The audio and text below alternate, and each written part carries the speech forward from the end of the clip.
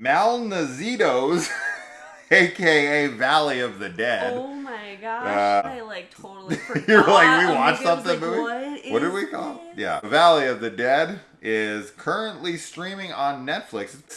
This takes place during the Spanish Civil War, which took place right before World War II. Months after bloody combats leave behind thousands of dead in the trenches, Jean Lozano, captain of the 5th Brigade, has fallen prisoner by an opponent's platoon along with a young driver while carrying out a mission that has been entrusted to him. The possibility of dying executed will soon be overtaken when a new unknown enemy arises. Both rival sides must unite and set their mutual hate aside in order to survive.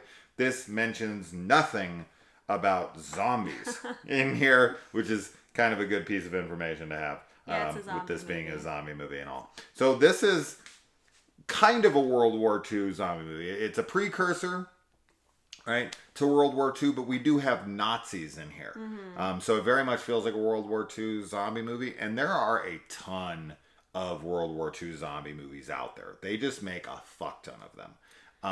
This Nazis is just were like making stuff happen. Yeah. Zombies and other things. So I think where this film greatly succeeds and why I really enjoyed the hell out of this is because this film builds really great characters. Yes. That you actually genuinely like, mm-hmm. and are like bummed if something happens to them. Mm-hmm. And there's characters you really don't like and you're happy when they die. I was super into a lot of the characters. A lot of the characters have these nicknames, mm-hmm. like Priest Killer and great. Match, Brodsky. The main guy actually reminded me a little bit, I told you while we were watching it, of the dude in The Artist, the silent film movie that won Best Picture like 10 years ago. Just kind of had that flavor to him. He's mm-hmm. kind of this like arrogant guy who thinks he knows everything, and he takes this young kid out, and then they go behind enemy lines, and they run into this opposing group, and they have to settle their differences, put them aside to fight against this zombie outbreak that's taking place, that's been orchestrated by the Nazis. I mean, this is not that hard to figure out. But they also use this technique. It's like a style choice where every time like one of the zombies gets shot in the head, there's this red mist of blood, and it happens like every time, and I really enjoyed it. Mm-hmm. And I really liked the action sequences in this. Mm-hmm. But overall, I was really into this. I really enjoyed the hell out of this. High recommendation for anybody who likes,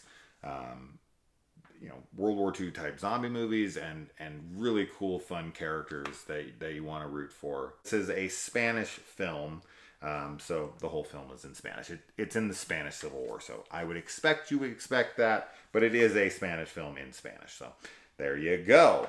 What were your thoughts? Yeah, I mean, I loved it. I think it's a really wonderful zombie film because of the characters, like you said. All of them were just like really rich and like multi-layered and believable and funny and also angering, and there's just a whole gamut of emotions that they kind of brought out. Yeah. And the mist part, the effect, I also really like that style choice. I think it just made it, I don't know, something about it made it look really, you mentioned kind of an old-timey movie feel. Yeah, it's kind of sort of like a Universal Monsters or not 40s, like a 40s action adventure movie, like a serial of the time. Mm-hmm.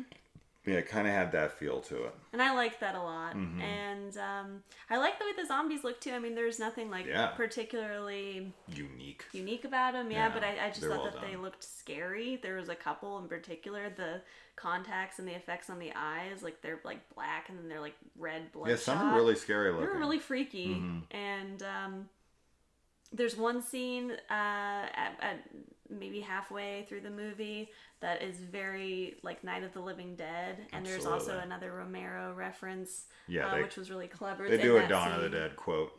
Mm-hmm. And I really appreciated that. I thought that was cool, and I definitely liked that scene a million times more than I liked Night of the Living Dead. This is a film I haven't heard anyone mentioning. No one. This kind of dropped silently on Netflix. It holds a 5.8 on IMDb, and I seriously I don't think I've seen a single person say they've seen this. Not once. And I even posted on Facebook that I was watching it when I started it, and usually I get at least, a few comments or likes or anything. No one has acknowledged it yet, and I did that, I think, either yesterday or like earlier today. So I don't know, man. No one seems to know this movie exists, and it's a damn shame because the production value is pretty high. There's some big set pieces. The action sequences are big. There's a fuck ton of zombies. There's a good amount of people. Like there's times when there's like 50 to 100 people on the screen, and they're in these big locations, this big train yard, and this huge like house, and then they're running through the freaking I don't want to say sewers, but tunnels and stuff. It's Rambo's tunnels, you mean? Yeah, Rambo's tunnels from Last Blood. Yeah. Yeah, I just and it feels very period accurate as well. Like it feels like it's set in the late 30s, like it is set in. I will say that I do not know a lot about history, unfortunately. I'm horrible, and I definitely had no idea.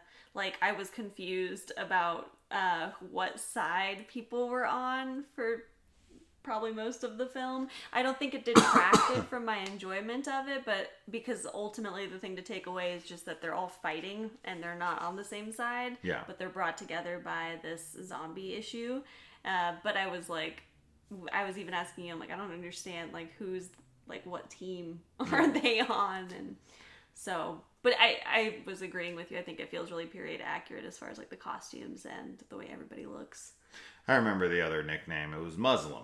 Oh, yeah. And I really liked that guy. Muslim and Arrow. Oh, yeah, Arrow. Muslim was a really cool character. I liked him a lot. I really liked Priest Killer. Was great. Just super, super cool characters. You're very invested. It does kind of have an Overlord feel to it. Overlord is much more action and much more spectacle, and this is a little bit more intimate with the characters and a little more smaller scale, but it feels like a similar kind of like goal, and they even have like a showdown with the main guy who's so it does definitely has flavors of that and other World War II's Nazi zombie movies that I've watched, and I've watched a fuck ton of them. At this point, I've probably seen 50 of them. I mean, there's a lot of them. And this is a really cool film, and I absolutely recommend the shit out of it to zombie fans who don't mind subtitles and want to see kick-ass characters. I don't know, man. This is definitely one of the top 5 sleeper hits of 2022 to me, because I do not see this thing getting talked about at all, and it's a damn shame, because this is a cool ass movie that a lot of effort and love was put into. This and like The Passenger. Oh my god, right? I know. Well, I was thinking of The Passenger when we were watching this because it's it's Spanish and everything. So yeah, I agree. I think both of those films are overlooked so far. Absolutely. So yeah, it's on Netflix right now. Check it out. Let us know. Bye. Bye.